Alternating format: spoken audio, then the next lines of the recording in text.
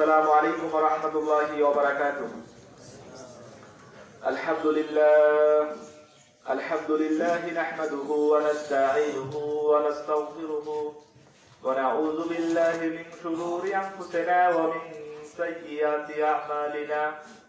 من يهده الله فلا مضل له ومن يضلله فلا هادي له. واشهد ان لا اله الا الله وحده لا شريك له واشهد ان محمدا عبده ورسوله.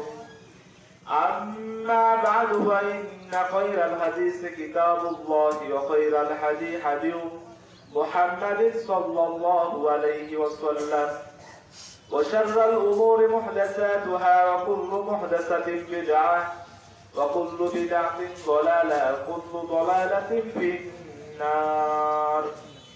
فأعوذ بالله من الشيطان الرجيم. بسم الله الرحمن الرحيم. يا أيها الذين آمنوا اتقوا الله حق تقاته ولا تموتن إلا وأنتم مسلمون. আমরা প্রথমে আল্লাহ সুবহানাহু ওয়া তাআলার শুকরিয়া আদায় করছি যে আল্লাহ সুবহানাহু ওয়া তাআলা আমাদেরকে সুস্থ রেখে সুস্থ শরীরে আজকের মির্জাপুর আলিম মাদ্রাসা মাঠে আলোচনা সভায় আসার বসার এবং কিছু কথা বলার তৌফিক দিয়েছেন, সেজন্য শুকরিয়া আদায় করছি আলহামদুলিল্লাহ। দরুদ ও সালাম বর্ষিত হোক বিশ্বনবী মুহাম্মদ রাসূলুল্লাহ সাল্লাল্লাহু আলাইহি ওয়াসাল্লামের প্রতি। আলহামদুলিল্লাহ, আজকে মির্জাপুর আলিম মাদ্রাসা মাঠে মসজিদে আবু বকর রাদিয়াল্লাহু আনহু এন্ড ইসলামিক সেন্টার, এই মসজিদের মূলত আজকের এই ওয়াজ মাহফিলটা এই মসজিদের কার্যক্রম, মসজিদকে নিয়ে আমাদের পরিকল্পনা এবং সেই মসজিদ নিয়ে আমাদের চিন্তা ভাবনা, এটাই হচ্ছে আজকে আলোচনা মূল উদ্দেশ্য। আজকে এখানে উপস্থিত আছেন যিনি আজকে মাহফিলের সভাপতি, আমাদের সকলের সম্মানিত স্যার প্রফেসর নুরুল ইসলাম, যিনি পাকুন্দিয়া সরকারি কলেজের প্রফেসর এবং সভাপতি আহলে হাদিস আন্দোলন কিশোরগঞ্জ জেলা।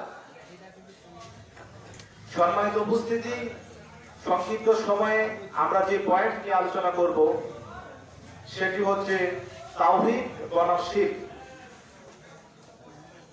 তাওহীদ এমন একটি বিষয় যা মানুষের জীবনে সবচাইতে মূল্যবান সম্পদ।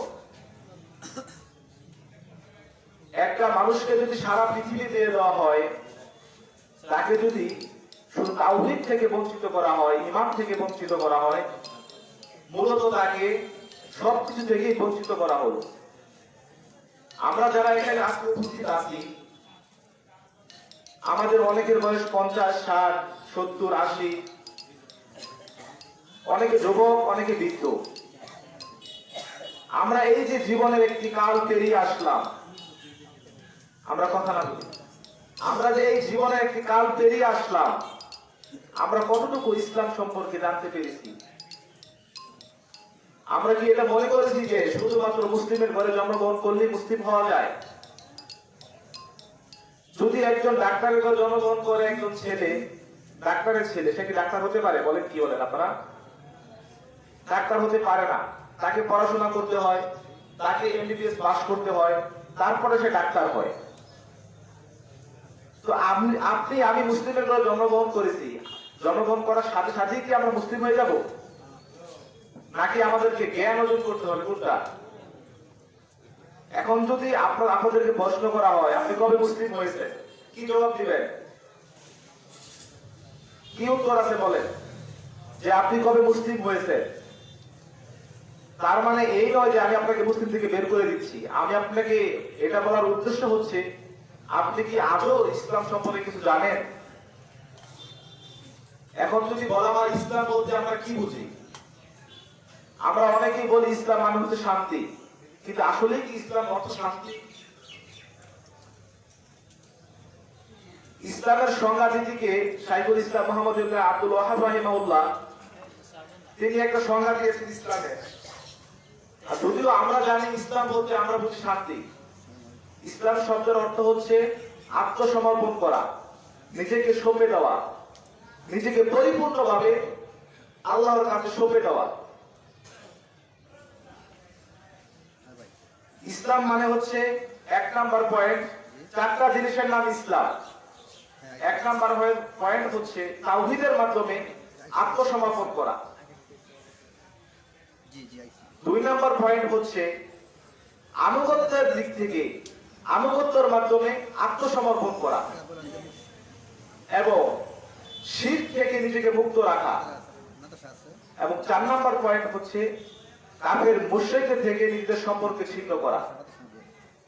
এই 4টা হচ্ছে ইসলামের মৌলিক বিষয়, বা ইসলাম বলতে আমরা যা বুঝি। আমরা নিজেরাও ইসলাম শিক্ষা করতেছি না, সমাজে যেটা চলতেছে, সমাজে আমাদের বাপ দাদারা যেটা চলতেছে এটাই আমরা চলতেছি। বাপ দাদারা যা করছে সবচেয়ে ভুল আমি তা বলছি না, কিন্তু আমরা যা করতেছি আমাদেরকে সেই বিষয়গুলো একটু যাচাই করা দরকার, কতটুকু সেই বিষয়গুলো কোরআন এবং সুন্নাহর কাছাকাছি। আল্লাহ সুবহানাহু ওয়া তাআলা কোরআনে বলেছেন সূরা মুহাম্মদের 19 নম্বর আয়াতে, ফাআলাম আন্নাহু লা ইলাহা ইল্লাল্লাহ।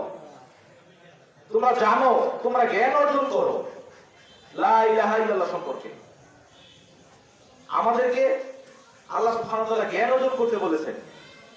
বিশ্বাস করেন এই পৃথিবীতে যারা মুসলিম তাদের মূর্খ থাকার কোনো সুযোগ নেই।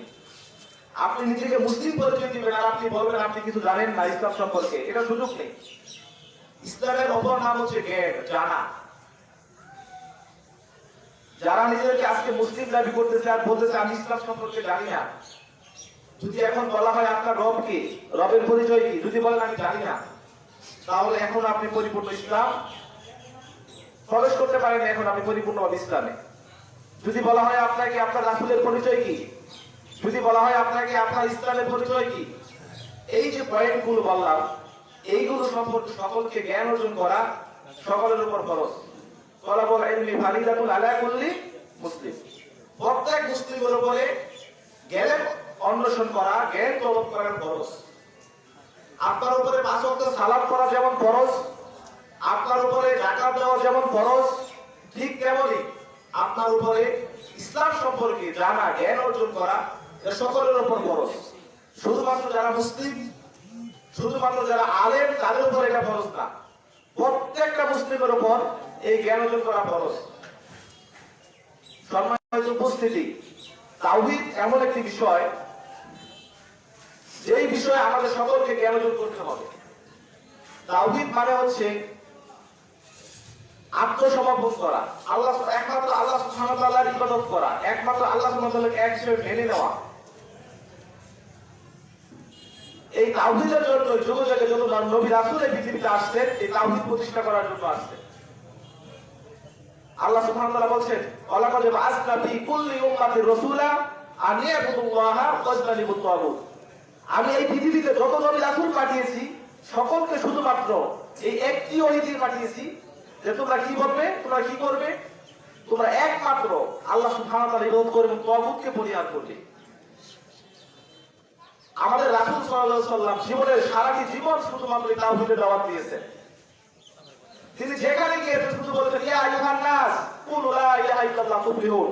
হে মানুষ সকল, তোমরা শুধুমাত্র এই লা ইলাহা ইল্লাল্লাহ বলো, তাহলে তোমরা সফলকাম হবা। শুধুমাত্র এই লা ইলাহা ইল্লাল্লাহ দাওয়াত দিয়েছেন। প্রথম 10টি বছর শুধুমাত্র এই কালেমার দাওয়াত দিয়েছেন, তখন সালাত ফরজ হয়নি, যাকাত ফরজ হয়নি, হজ ফরজ হয়নি, শুধুমাত্র এই তাওহীদের দাওয়াত দিয়েছেন। আজকে এই লা ইলাহা ইল্লাল্লাহ দাওয়াত আপনিও দিচ্ছেন, আমিও দিচ্ছি, কিন্তু আমরা কতজন এই লা ইলাহা ইল্লাল্লাহ এই কালেমার বাক্যটা আমরা বুঝি? আপনাকে যদি বলা হয় কালেমার অর্থ কি, আপনি বলবেন আল্লাহ ছাড়া সত্য কোন, আল্লাহ ছাড়া কোনো মাবুদ নেই। কিন্তু এই কালেমার অর্থ যদি বলেন আল্লাহ ছাড়া কোনো মাবুদ নেই, এটা কিন্তু পরিপূর্ণ অর্থ প্রকাশ করেনি। এটার অর্থ হবে লা মাবুদা বিহাক্কিন ইল্লাল্লাহ, আল্লাহ সুবহানাহু ওয়া তাআলা সত্য কোনো মাবুদ নেই। এই কালেমার দাওয়াত দিতে গিয়ে রাসূল সাল্লাল্লাহু আলাইহি ওয়াসাল্লাম অনেক অত্যাচারিত হয়েছেন, অনেক মার খেয়েছেন, অনেক নির্যাতনের শিকার হয়েছে। আজকে এই কালেমার দাওয়াত দিয়ে আমি দাওয়াত দিতেছি, আমরা নিজেরাও কালেমার অর্থ বুঝি না, মানুষকেও সেটা বুঝাচ্ছি না। এই কালেমার অর্থ বুঝেছিল আরবের কাফের মুশরিকরা। যখন আল্লাহ রাসূল এই দাওয়াত নিয়ে আসেন, ইয়া আইয়ুহান নাস কুলু লা ইলাহা ইল্লাল্লাহ তুফলিহুন, তখন আরবের কাফেররা আবু জাহাল, আবু লাহাব তারা মেনে নেয়। তারা কেন সেটা মানেনি? কারণ তারা এই কালেমার অর্থ বুঝতো। যদি তারা এই কালেমা বাক্যটা মেনে নেয়, তাদের সমস্ত বাতিল মাবুদ তাদেরকে বর্জন করতে হবে, একমাত্র আল্লাহ সুবহানাহু ওয়া তাআলার ইবাদত করতে হবে। যার কারণে তারা এই তাওহীদের বাণীটা মেনে নেয়। আজকে দেখবেন আমাদের সমাজে ফকিররা লা ইলাহা ইল্লাল্লাহ বলে ভিক্ষা করে না? ফকিরে লা ইলাহা ইল্লাল্লাহ বলে ভিক্ষা করে, যে ভিক্ষা দিচ্ছে সেও জানে না এটার অর্থ কি, ফকিরও জানে না এটার অর্থ কি। যদি তারা এটার অর্থ জানতো, তারা জীবনে এই বাক্য ফকিরকে বলতো না। আজকে অসংখ্য মানুষ আপনি পাবেন এই পৃথিবীতে যারা কালেমা পাঠ করতেছে, সাথে সাথে তারা মাজারে সেজদা দিচ্ছে, বীরের কাছে গিয়ে সন্তান চাচ্ছে, অমুক মাজারে গিয়ে তার বিপদ থেকে উদ্ধার চাচ্ছে, কিন্তু সে আমাদের থেকে মুসলিম দাবি করতেছে, সে কালেমা পাঠ করতেছে। তার মানে সর্বপ্রথম আমাদের যে কাজ, আমাদেরকে লা ইলাহা ইল্লাল্লাহ সম্পর্কে জ্ঞান অর্জন করতে হবে। শুধুমাত্র আমি মুসলিম হয়ে গেলাম, আমার পিতা মুসলিম, আমার দাদা মুসলিম, আমি মুসলিম, এতটুকু আমাদের জন্য যথেষ্ট না। সম্মানিত উপস্থিতি, কথাগুলো যদি একটু মনোযোগ দিয়ে শোনেন, আশা করি কিছু উপকৃত হবে। জীবনে অনেকগুলো সময় আমাদের চলে গেছে, জীবনে অনেকগুলো সময় আমরা বের হয়ে চলে এসেছি। আমাদের এই বাকি যে সময়টুকু আছে, আজকের এই আলোচনার, আজকের এই প্রোগ্রামের উদ্দেশ্যই হচ্ছে আপনাদেরকে জ্ঞান অর্জন করার জন্য কিছু পলিটিক্স, কিছু ট্রিক্স আপনাদেরকে দিয়ে দেওয়া। কি কি মাধ্যমে আপনি জ্ঞান অর্জন করতে পারবেন, সেই কয়েকটা পয়েন্ট আপনাকে বলে দেওয়া। সম্মানিত উপস্থিতি, এই তাওহীদের দাওয়াত দিতে গিয়ে আম্মার, ইয়াসির, বেলাল রাদিয়াল্লাহু অনেক অত্যাচারিত হয়েছে, পাথরের আঘাত পেয়েছেন, দুই পায়ে দুই ঘোড়া রশি বেঁধে দিয়ে মাঝখান দিয়ে ছিঁড়ে ফেলা হয়েছে এই কালেমার, এই তাওহীদের দাওয়াত দিতে গিয়ে। এই কালেমার দাওয়াত ইসলাম আমাদের এখানে এমনিতে আসেনি।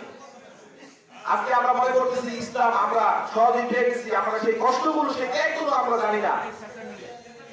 যারা জন্মসূত্রে মুসলিম না, তাদেরকে জিজ্ঞেস করে দেখেন এই কালেমার মূল্য কত দাম, কত দাম। আজকে আমরা এই কালেমাটা সহজেই পেয়ে গেছি, যার কারণে এটার মূল্য আমরা দিতে পারি না। সম্মানিত উপস্থিতি, তাওহীদ যদি আমরা বুঝতে চাই, আমাদেরকে কয়েকটি পয়েন্ট মনে রাখতে হবে। এক নম্বর পয়েন্ট হচ্ছে আল্লাহ সুবহানাহু ওয়া তাআলাকে আমাদের বিশ্বাস স্থাপন করতে হবে। প্রথম পয়েন্টে আসে, সবাই এদিকে তাকান। আল্লাহ সুবহানাহু ওয়া তাআলার প্রতি যদি আমরা বিশ্বাস স্থাপন করতে চাই, আমাদেরকে চারটি পয়েন্ট মাথায় রাখতে হবে।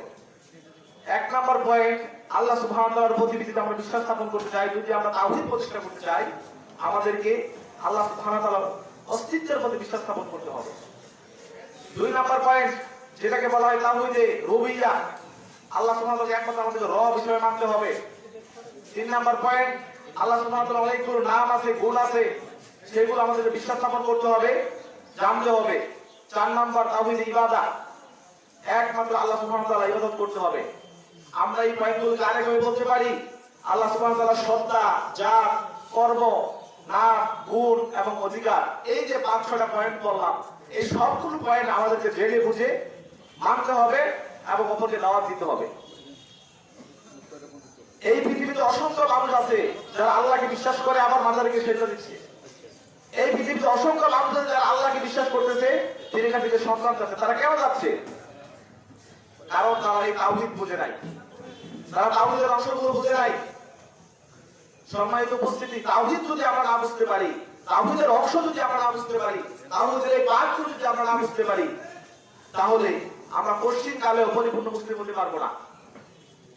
আপনারা যদি বলেন শুধুমাত্র বিশ্বাস করলে আমার ঈমান ঠিক হয়ে যাবে, যদি এই বিশ্বাস, এই ধারণা কারো ভিতরে থেকে থাকে, তাহলে আপনার ঈমানের সাথে আরবের কাফের মুশরিকদের ঈমানের কোনো পার্থক্য নাই। কেন এটা পার্থক্য নাই? আরবের আবু জাহাল, আবু লাহাব তারা ছিল মক্কা শরীফের, মক্কার মুতাওয়াল্লি ছিল আবু জাহেল। যারা হজ করতে আসতো সবাইকে পানি পান করাতো, সবার সেবা যত্ন করতো, তারপর তারা কেন কাফের? তারা তো আল্লাহকে বিশ্বাস করতো, তারা বিশ্বাস করতো আল্লাহ আমাদের সৃষ্টিকর্তা, এই বিশ্বাস তাদের ভিতরে ছিল। কিন্তু তাদের ভিতরে যে সমস্যাটা ছিল সেটা হচ্ছে তারা তাওহীদ ইবাদত, একমাত্র আল্লাহ সুবহানাহু ওয়া তাআলা ইবাদত করে নাই। এই একমাত্র আল্লাহ সুবহানাহু ওয়া তাআলা ইবাদত তারা করে নাই বিধায় তারা কাফের। আর আজকে আমরা যদি একমাত্র আল্লাহ সুবহানাহু ওয়া তাআলা ইবাদত না করি তাহলে তাদের সাথে আমাদের সাথে কোনো পার্থক্য নাই। সম্মানিত উপস্থিতি, তাওহীদের প্রথম যে অংশ সেটা হচ্ছে তাওহীদ রুবিয়া। আল্লাহ সুবহানাহু ওয়া তাআলাকে একমাত্র রব হিসেবে মানতে হবে। আপনার জীবনের প্রতিটি কাজ আল্লাহকে সন্তুষ্টের জন্য করতে হবে। আল্লাহ সুবহানাহু ওয়া তাআলা আমাদের একমাত্র সৃষ্টিকর্তা, একমাত্র আমাদের পালনকর্তা, এগুলো আমাদের বিশ্বাস স্থাপন করতে হবে। তিনি একমাত্র আমাদেরকে রিজিক দেন, আমাদের জীবন মৃত্যুর মালিক তিনি, এইগুলো আমাদেরকে বিশ্বাস স্থাপন করতে হবে। তারপরে আসে 2 নম্বর পয়েন্ট, আল্লাহ সুবহানাহু ওয়া তাআলার অনেকগুলো সুন্দর নাম রয়েছে। ওয়ালিল্লাহিল আসমাউল হুসনা ফাদউহু বিহা। আল্লাহর রয়েছে সুন্দর নাম সমূহ, তোমরা সেই নামে আল্লাহ সুবহানাহু ওয়া তাআলাকে ডাকো। আল্লাহর কিছু নাম রয়েছে যেগুলো শুধুমাত্র আল্লাহর জন্য খাস, এগুলো কোনো বান্দার জন্য রাখা যায় না। যেমন রাজ্জাক, এই রাজ্জাক নামটা শুধুমাত্র আল্লাহর জন্য। যদি কোনো বান্দার জন্য রাখতে চান আপনাকে রাখতে হবে আব্দুর রাজ্জাক। যেমন রহমান, রহমান নামটা আল্লাহর জন্য খাস, যদি আপনি বান্দার জন্য রাখতে চান আব্দুর রহমান রাখতে হবে। এরকম কিছু নাম রয়েছে যে নামগুলো শুধুমাত্র আল্লাহর জন্য। এই নামগুলো যদি আপনি কোনো বান্দার জন্য রাখেন সেটা শিরক হয়ে যাবে। তারপরে আল্লাহ সুবহানাহু ওয়া তাআলার কিছু গুণ রয়েছে, যেই গুণ এইগুলো আমাদেরকে জানতে হবে, পড়তে হবে, শিখতে হবে। তারপরে আসে 2 নম্বর যে পয়েন্টটা বলছিলাম, আল্লাহ সুবহানাহু ওয়া তাআলার গুণ যেগুলো আছে সেগুলোকে বিশ্বাস স্থাপন করতে হবে। আল্লাহ সুবহানাহু ওয়া তাআলার অনেকগুলো গুণ আছে। যেমন আল্লাহ সুবহানাহু ওয়া তাআলার একটা গুণ আছে, আল্লাহর হাত আছে। আল্লাহ সুবহানাহু ওয়া তাআলার আরেকটি গুণ হচ্ছে তিনি আরশের উপরে থাকেন, তিনি আরশের উপরে। আর রাহমান ওয়া আরশিস ইস্তাওয়া। আল্লাহ সুবহানাহু ওয়া তাআলা কোথায় আছেন বলেন? আমাদের সমাজে অসংখ্য বাতিল আকীদা আছে, অসংখ্য আকীদা আছে যে আল্লাহ সুবহানাহু ওয়া তাআলা সব জায়গায় বিরাজমান। এই আকীদা আমাদের সমাজে ভরপুর।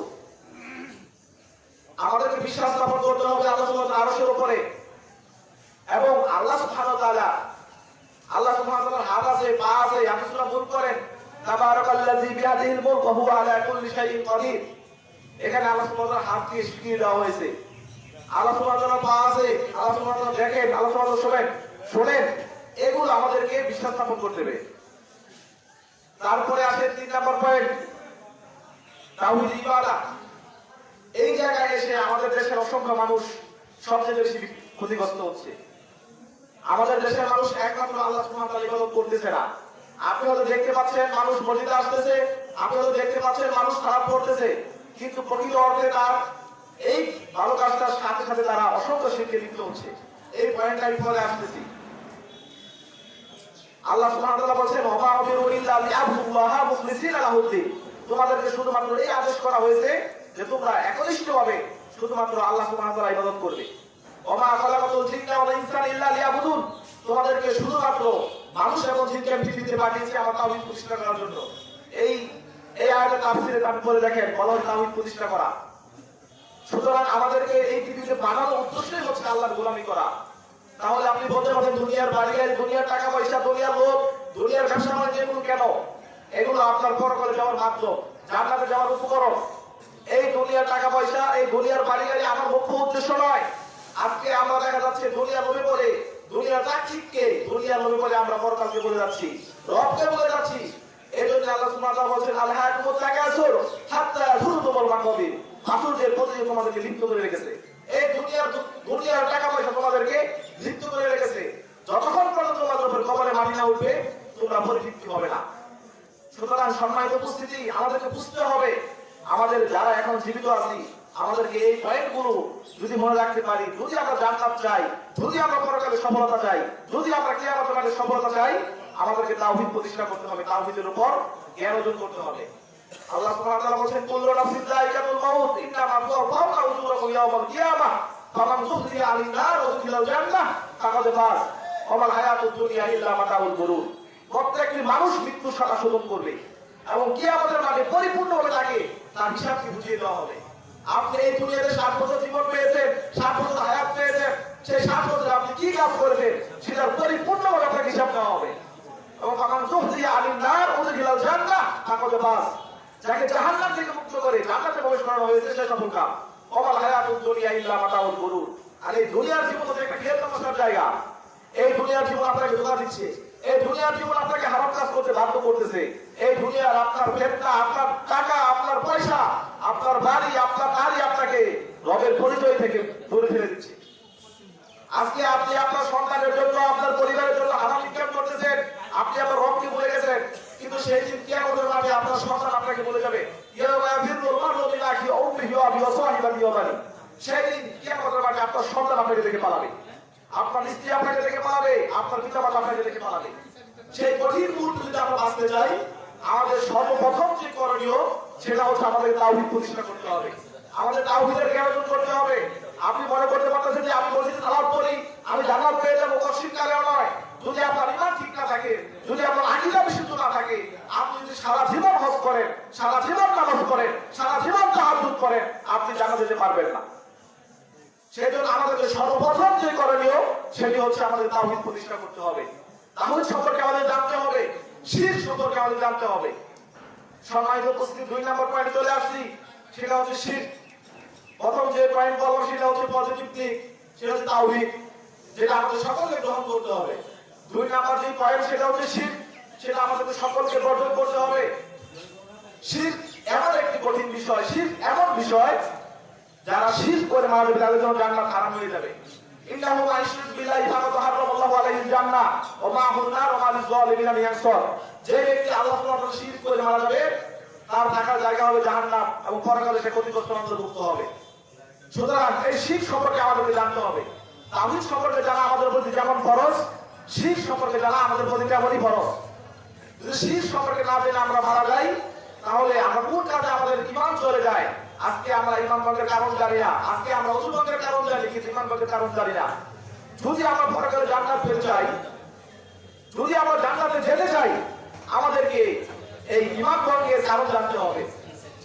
এবং ঈমান ভঙ্গের 1 নম্বর যে কারণ সেটা হচ্ছে শিরক। আর শিরক ইবাদাতিল্লাহ, আল্লাহ সুবহানাহু ওয়া তাআলা ইবাদতের সাথে শিরক করা। এই পয়েন্টটা আমাদের না জেনে যদি আমরা মারা যাই, আমাদের জান্নাতে যাওয়া কষ্ট হয়ে যাবে। কারণ কোন কাজ করলে আপনার ঈমান চলে যায়, কোন কাজ করলে আপনার ঈমানটা ভেঙে যায়, আমরা জানি না। সেই জন্য সম্মানিত উপস্থিতি, ঈমান সম্পর্কে, তাওহীদ সম্পর্কে, শিরক সম্পর্কে আমাদের জানতে হবে। এই শিরক, এটা শব্দের অর্থ হচ্ছে অংশীদার স্থাপন করা, সমকক্ষ করা, আল্লাহ সুবহানাহু ওয়া তাআলার সাথে তার ইবাদতে কাউকে শরীক করা। শিরক 2 প্রকার, একটা হচ্ছে শিরকে আকবর, আরেকটা হচ্ছে শিরকে আসগর। কেউ কেউ বলেছে শিরকে খফি, গোপন শিরক যেটা আছে সেটা শিরকের প্রকারভেদ। কেউ বলছে শিরক 2 প্রকার, কেউ বলছে শিরক 2 প্রকার, 3 প্রকার। প্রথমে আমরা যেগুলো বড় শিরক এগুলো সম্পর্কে আলোচনা করি, যেগুলো করলে মানুষ সরাসরি কাফের হয়ে যায়, যেগুলো করলে মানুষের সরাসরি ঈমান চলে যায়, সেই সম্পর্কে আমরা আলোচনা করি। শিরকের প্রথম যে কারণ করে মানুষের ঈমান চলে যায়, সেটা হচ্ছে আমরা যে তাওহীদের যে পয়েন্টগুলো আলোচনা করেছি, আল্লাহ সুবহানাহু ওয়া তাআলাকে একমাত্র রব হিসেবে মানতে গিয়ে কারা সারা শিরক করে, এটা হচ্ছে প্রথম পয়েন্ট। শিরকের আমরা 3টি পয়েন্ট আলোচনা করব। 1 নম্বর পয়েন্ট হচ্ছে আল্লাহ সুবহানাহু ওয়া তাআলাকে রব মানতে গিয়ে কারা শিরক করে। যদিও আলোচনাগুলো একাডেমিক আলোচনা, যদি শুনতে পারেন আশা করি উপকৃত হবে। আল্লাহ সুবহানাহু ওয়া তাআলার সাথে রবকে মানতে গিয়ে কারা শিরক করে, কারা তারা শিরক করে। আমরা বিশ্বাস করি আমাদের আল্লাহ কয়জন? একজন। আমাদের সৃষ্টিকর্তা কয়জন? কিন্তু এই পৃথিবীতে অসংখ্য মানুষ আছে যারা বিশ্বাস করে সৃষ্টিকর্তা 3 জন। তারা কারা? তারা হচ্ছে খ্রিস্টানরা, পিতা পুত্র পবিত্র আত্মা। হিন্দুরা বিশ্বাস করে সৃষ্টিকর্তা একের অধিক। যারা এই বিশ্বাস স্থাপন করবে তারা হচ্ছে প্রথম সারির মুশরিক, তারা সবাই প্রথম সারির কাফের, তারা কোশ্চিন কালো জান্নাতে যেতে পারবে না। 2 নম্বরে আসে, 2 নম্বর যারা রবের দিক থেকে শিরক করে, আল্লাহকে রব মানতে গিয়ে যারা শিরক করে, তারা হচ্ছে যারা নাস্তিক, যারা বিশ্বাস করে আল্লাহ বলতে কিছু নেই, তারা হচ্ছে প্রথম সারির মুশরিক। 2 নম্বর পয়েন্ট এটা বলতেছি আমরা আল্লাহ সুবহানাহু ওয়া তাআলার সত্তাগত মানতে গিয়ে যারা শিরক করে। এটা আমাদের 3 নম্বর পয়েন্ট হচ্ছে যারা বিশ্বাস স্থাপন করবে আল্লাহ সুবহানাহু ওয়া তাআলা সব জায়গায় বিরাজমান, যারা এই আকীদা পোষণ করবে, যারা এটা বিশ্বাস স্থাপন করবে, তারা সবাই কাফের হয়ে যাবে, তারা সবাই মুশরিক হয়ে যাবে। এই আকীদাকে বলা হয় ওয়াদাতুল ওয়াজুব। এটা হচ্ছে একটা ভ্রান্ত আকীদা। এই আকীদা যারা বিশ্বাস স্থাপন করবে তারা সবাই মুশরিক হয়ে যাবে। আল্লাহ সুবহানাহু ওয়া তাআলা পরিষ্কার আলোচনা নিজে দিয়ে দিয়েছেন, তিনি কোথায় আছে সেটা বলে দিয়ে দিয়েছেন। আরেক আকীদা হচ্ছে যেটাকে বলা হয় হুলুল আকীদা, সৃষ্টি এবং স্রষ্টা মিলে লীন হয়। নাউজুবিল্লাহ। কিছু কিছু বাতিল ফেরকার এবং আকীদা আছে, তারা বিশ্বাস স্থাপন করে সৃষ্টিকর্তা নেমে আসেন স্রষ্টার ভিতরে। এই জন্য তারা বলে থাকে যত কল্লা তত আল্লাহ। নাউজুবিল্লাহ। শোনেন নাই আপনারা এটা? যত কল্লা তত আল্লাহ। নাউজুবিল্লাহ। তারা বিশ্বাস করে সৃষ্টির ভিতরে, মানুষের ভিতরে আল্লাহ বাস করে। নাউজুবিল্লাহ। সেই জন্য তারা বলে আমাদের সালাতের প্রয়োজন নাই, আমাদের ইবাদতের প্রয়োজন নাই, আমরা এখন বাড়ি বসে আছি, আমরা এখন হাকিকতে আছি।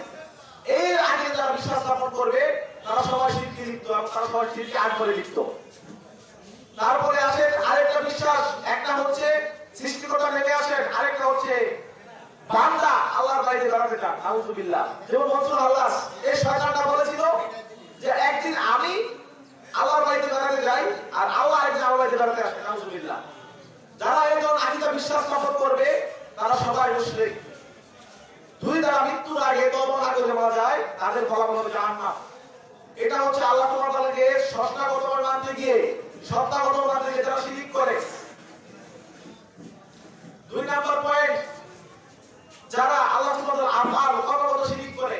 আমরা বিশ্বাস স্থাপন করি এই পৃথিবীকে সৃষ্টি করেছেন আল্লাহ, সৃষ্টি করেছেন এই পৃথিবীকে পরিচালনা করে আল্লাহ, এগুলো আল্লাহ সুবহানাহু ওয়া তাআলার কাজ, কর্মগুণ।